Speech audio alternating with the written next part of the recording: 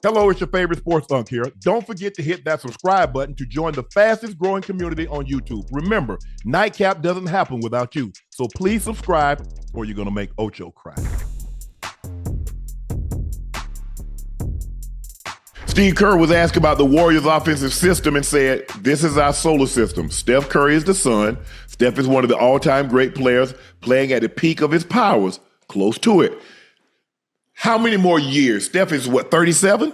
36, 37? How many more of these years do you believe we have with Steph? Joe? I think Steph can play into his 40s. Now, what type of basketball are we talking about? I think I don't want to see him as the focal point. Maybe go team up with some guys that can take some pressure off of him. But if he's not the main guy to where you have to focus on, oh yeah, I think he can play well into his 40s, Uncle Ocho, because he a shooter. Right. I think the problem gonna be is having to guard these little dudes that's coming into the NBA or that's ready here. You know, as you age, it get tougher and tougher to stay difficult to keep up with. Them puppies. And you heard G.G. Jackson say on the scouting report, oh, he got a pigeon. Yeah. Don't let him fly. Don't let him get away. Who would you get, right? Where Steph doesn't have to touch the ball. I mean, obviously Draymond sometimes, Draymond is really the point forward. Time. But how long can Steph keep up with the running over and over and over and over and over the way he does? I mean, he should be able to, being that his game is not, he doesn't bang as much, Well, he's not playing above the rim. It doesn't require him putting his body on somebody, playing with his back to the basket, so you can bang on him, or he's banging on you. That's not what he does. He might be able to play past 40 then, if that's the case. Oh yeah, I can see him playing another 4 years, 4 or 5 years. I would not be surprised if he played into his 40s, not just 40. He's 38. When will he be? He's 37. When will he be 38? Probably this year. Yeah. Hey. You think he'll finish off in? Oh, he just turned 37. He'll finish his career. Do what, Ocho? In Golden State. You think he'll go somewhere else or finish his career in Golden State? I think he's gonna be a Kobe. I think he's gonna fit in one. It's a Dirk. Dirk put all 20 there. Kobe spent all 20 there. I don't know. Hey. It all depends. It all depends on how much. It's not like Golden State is not going to try to surround him with talent, because we know that they've gone out and got Kevin Durant. We see them go out and get Jimmy Butler. So Gruber and Latham, they don't have a problem. They've been in the luxury tax. They've been in the repeater.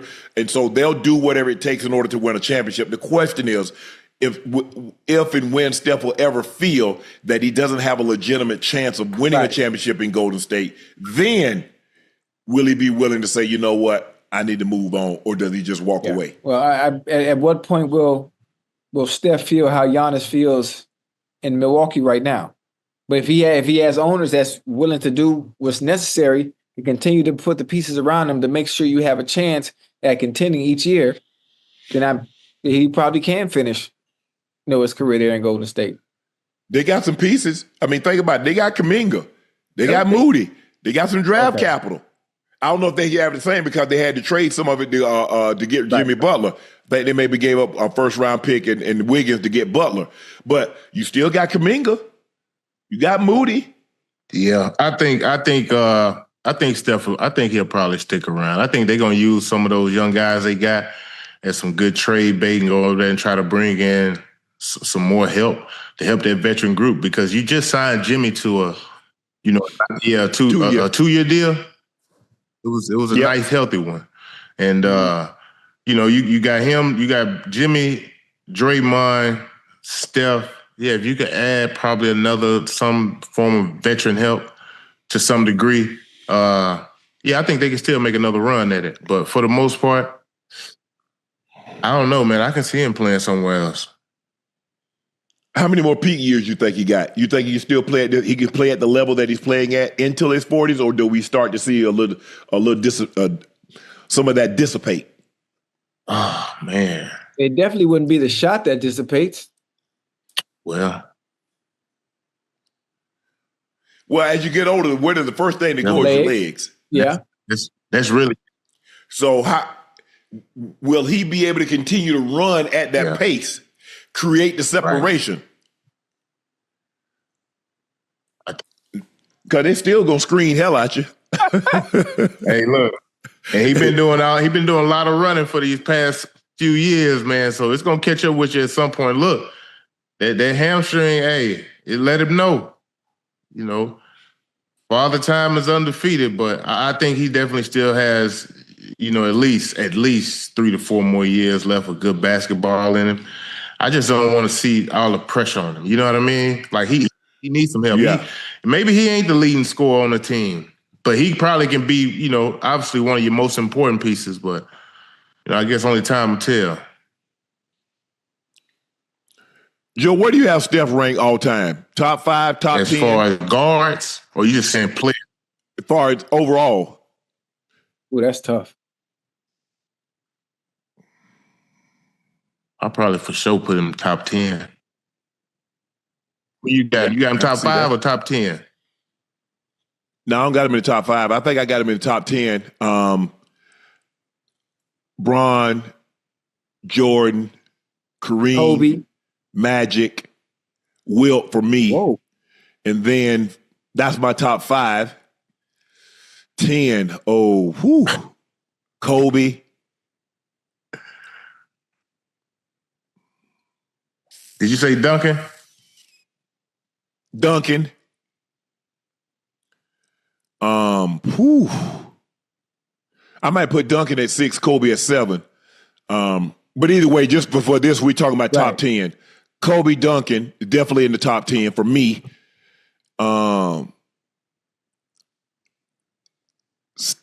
Yeah, I go Steph.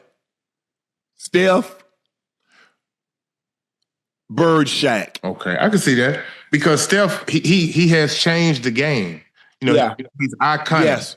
You know, he got these young dudes shooting from half court, one step cross half. Now he wasn't doing that. They wasn't doing that when I came out. When I came out of school in 2000, you know, things been a lot different. So I definitely give him that, man. He changed the game, the way we play the game. Obviously, playing with the Warriors, playing that small ball, he has, you know, put his mark on the game for sure. Yeah. I mean, theoretically, you could make a case that Duncan is the top 5. I think Kareem and Duncan are the most underappreciated players, great players, and I think it's because they're big. Because, you know, first of all, Kareem was surly. And he changed his name when it was very unpopular. You have to realize what was going on in the 60s and the 70s. So he wasn't the most popular player. Tim Duncan didn't say anything. Can you remember anything in his 19-year career that he said that you could like, man, y'all remember when Tim said this? Listen, you can't. I had the pleasure to play against 2 of those Spurs teams in 2003. We had Stephon Marbury. I was playing with the Phoenix Suns. We had Stephon Marbury as the 1. He was playing the point guards. Me, Steph, Penny, Sean Marion, and Amari Stoudemire was just a rookie. Damn. Yeah, he was just a rookie. Loaded. What? We was an 8 seed, Uncle Ocho, and we played against the Spurs, who was a 1 seed. And we won game 1. After that, it was a gentleman's sweep. But Tim Duncan was so special, bro. Like, he was special, man. Nothing exciting about his game. He just got it done every night. You look at that sheet, 28-15, 32-17. But you like, he ain't gonna wow you. You know, he just gonna get the job done. Nope. Mr. Fundamental. Yep. So that's it. Bank shot your ass to death. And that's why I think you know, people kind of underestimate, you know, his career and how it's went. Yeah, and Kareem, what did Kareem do? He threw the sky hook. Yeah. It was he had the most dominant shot. Nobody else has been able to perfect it. But it's boring, you know, nobody even tried to throw the sky hook. Unless the shot clock run it down and they just try to heave it up. Hey, that's a tough shot, man. Hey, you got to be in the gym working on that to be throwing that sky hook. Magic used to throw sky hook too. Magic did the baby sky against the Celtics. But and that's the thing. I think those are two of the most underrated because you look at Kareem. He has 6 MVPs. 6.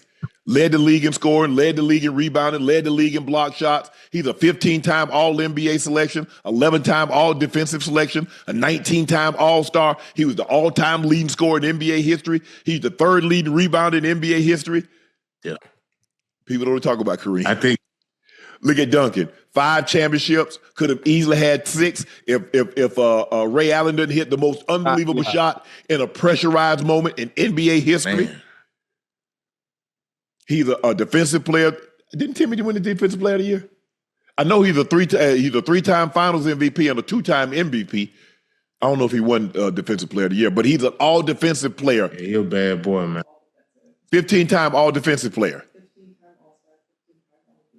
15-time all NBA. 15-time all star. Yeah. And people look at him like he fettuccine. Right. All he did, and nobody. I mean, has anybody ever won? I mean, hadn't he won like 1,000 games? He won like 1,000 games. I don't think he ever won less than 50. Yeah, Pop had that well-oiled engine over there, boy. Pop had it going for years. Hey, okay, Ocho, if y'all remember, back when they got Duncan, I think David Robinson. Yeah, but I think he had got hurt the year before or something. They had that subpar season. Yeah, but they were a great team, but I think they had a major injury, and that's how they got the number 1 pick, and it happened to be Tim Duncan, and it just took them over the top.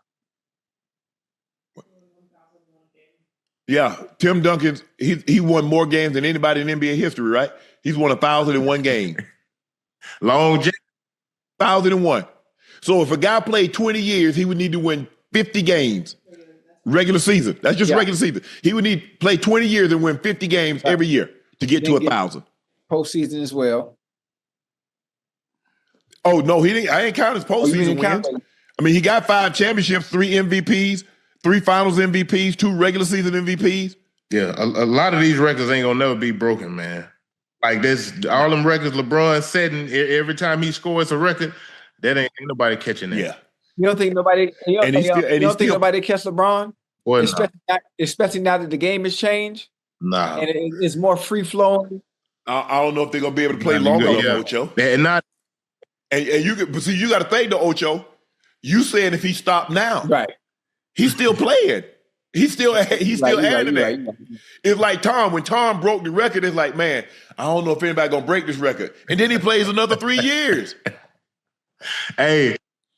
I can really see LeBron playing at least at bare minimum 2 Hey, look, years. It ain't even just the longevity. It's just how impressive he's doing it. He's still scoring 24 and a half points 40, a game. Ocho, like that, man, listen. That's crazy. And I think, Luka makes it a little bit more easy because now he doesn't have to. Because he's off the ball. He doesn't have to handle the ball as much. Mm-hmm. That's crazy. Well, if they get another special piece, them Lakers get another special piece. They need a big. The Lakers need a big. They're gonna be nice. Because them Timberwolves ain't going nowhere, baby. Nah.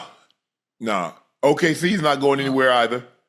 Houston's up and coming. They got the pieces to make a move to go get somebody impressive. Right. The Clippers, I don't know if they have the draft capital. I mean, really, the only player that's you want to do everything you can to keep Harden and Kawhi and the big Zubats.